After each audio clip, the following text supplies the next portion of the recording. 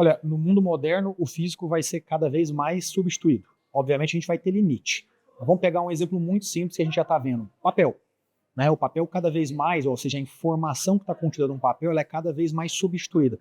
Então, tudo aquilo que, em última instância, é na prática uma informação e não um produto essencial, ele tende a ser substituído.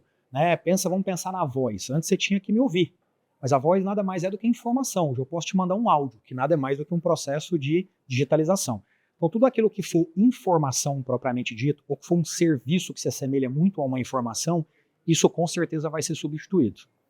Ele pode em termos teóricos, mas ele não vai em termos práticos, por uma razão muito simples. Porque as pessoas ao longo do tempo mudam o governo. A gente já teve monarquias, a gente já teve impérios, a gente já teve república, a gente já teve várias formas de organizar o Estado e organizar o governo. É natural que isso ao longo do tempo mude. Então é difícil imaginar que você substitua algo em constante transformação em função do anseio popular por algo que tende a ser mais estático. O que você pode substituir são atividades do governo, que é você pegar algo que é físico e colocar algo digital. Então, se pensar no atendimento da população, no atendimento você cada vez mais dá um acesso mais universal quando você digitaliza a chance de alguém, por exemplo, receber uma consulta numa telemedicina. Você pode substituir atividades, mas substituir o governo, não acredito nisso. Veja, o poder ela tem. Eu acho que a pergunta é o que você faz com a consequência. Então é como você olhar para um ser humano e falar, você tem o poder de só comer uma comida ruim? Você tem esse poder, mas você vai lidar com um problema de saúde. Então a pergunta que a gente tem, todas as vezes que a gente fala sobre regulação, é qual é o efeito prático dela. Se o efeito prático é um bom balanceamento entre a proteção e o benefício que aquela tecnologia traz, por exemplo, isso vai existir por muito tempo.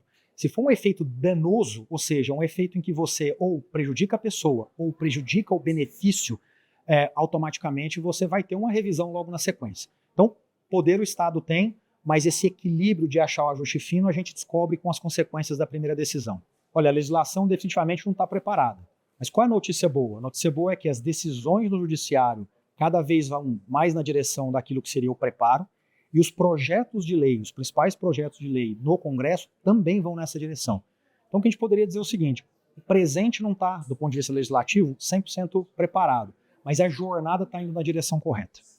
Olha, interpretação é do jogo, faz parte do diálogo legislativo, judicial, da democracia, faz parte. Então eu não vejo nisso um problema.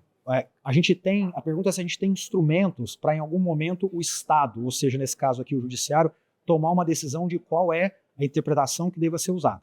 Então o STF está chegando nesse momento. Existe uma ação com repercussão geral que vai decidir qual é a interpretação dada a essas discussões de trabalhadores de plataforma, em especial aqui de motoristas, de carro. Então, ter diferentes interpretações para mim é parte do jogo. Se existir mecanismos para em algum momento o Estado dizer é isso que eu quero, esse mecanismo existe, e a gente está chegando muito perto de ver essa votação que está sob relatoria do ministro Fachin.